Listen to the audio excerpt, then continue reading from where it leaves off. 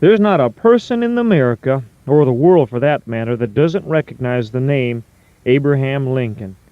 In many a survey poll, Lincoln has even surpassed the popularity of George Washington. Like George Washington, Lincoln stood at the helm of our nation during a very stormy sea.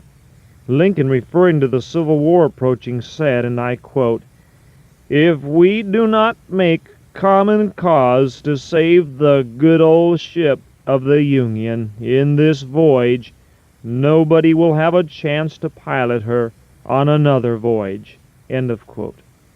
Thank God for Abraham Lincoln, who brought us safely through the Civil War storm to preserve us as a nation indivisible with liberty and justice for all. Each year on February 12th, Lincoln's birthday is observed, and it was on that date of 1866 that the first formal celebration of Lincoln's birthday occurred. There has been much said and written about Abraham Lincoln. I could never add in my feeble way something that has not already been said. If you'd like to make this day special, I would ask you to order volume 7 of these devotional tapes, or if you have them, to listen through. There's several stories on Abraham Lincoln that are really touching. But I'd like to close with an experience that took place when I was in Disneyland not long ago. I was down there ministering in Southern California, and I had Al and Sherry and their children, the Mendenhalls, come all the way down, and they sort of vacationed. It was around December, I think, near the Christmas season. And they vacationed down there in California.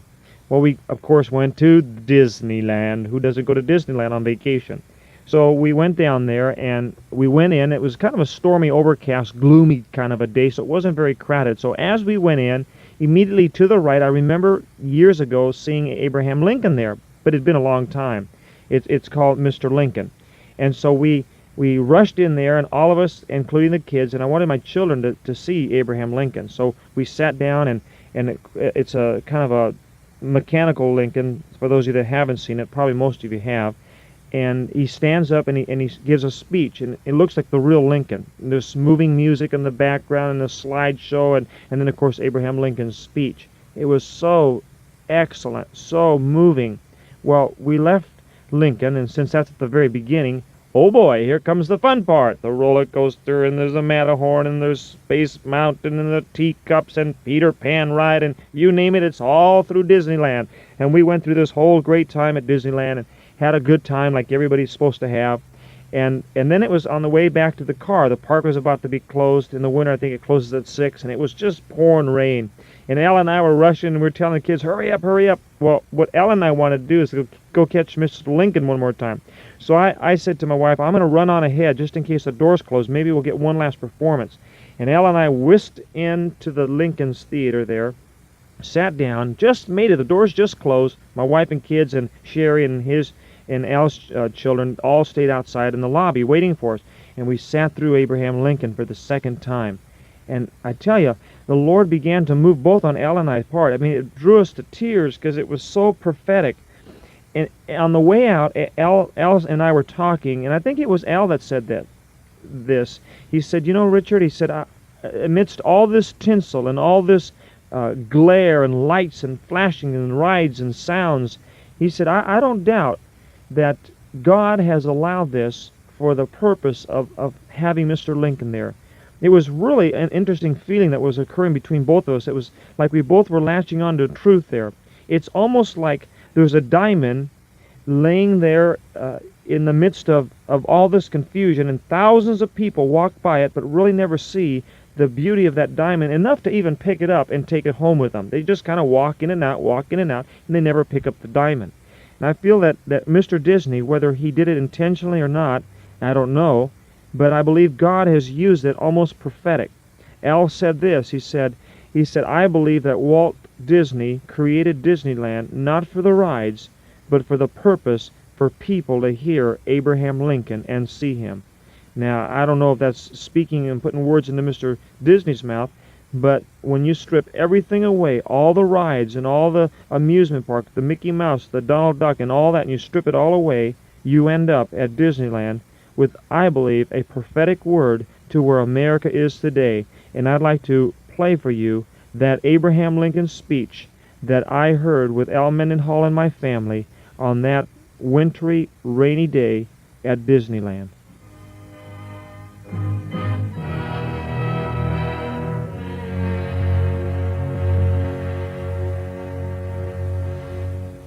This government must be preserved in spite of the acts of any man or set of men. Nowhere in the world is presented a government of so much liberty and equality. To the humblest and poorest among us are held the highest privileges and positions. What constitutes the bulwark of our liberty and independence? It is not the frowning battlements or bristling seacoast, our army and navy. These are not our reliance against tyranny. Our reliance is in the love of liberty, which God has planted in us. Our defense is in the spirit which prizes liberty as the heritage of all men, in all lands everywhere. Destroy this spirit, and you have planted the seeds of despotism at your own doors. At what point shall we expect the approach of danger? By what means shall we fortify against it? Shall we expect some transatlantic giant to step the ocean and crush us at a blow? Never. All the armies of Europe, Asia, and Africa combined could not by force take a drink from the Ohio or make a track on the Blue Ridge. At what point, then, is the approach of danger to be expected? I answer, if it ever reach us, it must spring up among us. It cannot come from abroad. If destruction be our lot, we ourselves must be its author and its finisher. As a nation of free men, we must live through all time or die by suicide. Surely God would not have created such a being as man with ability to grasp the infinite, to exist only for a day. No. No. Man was made for immortality.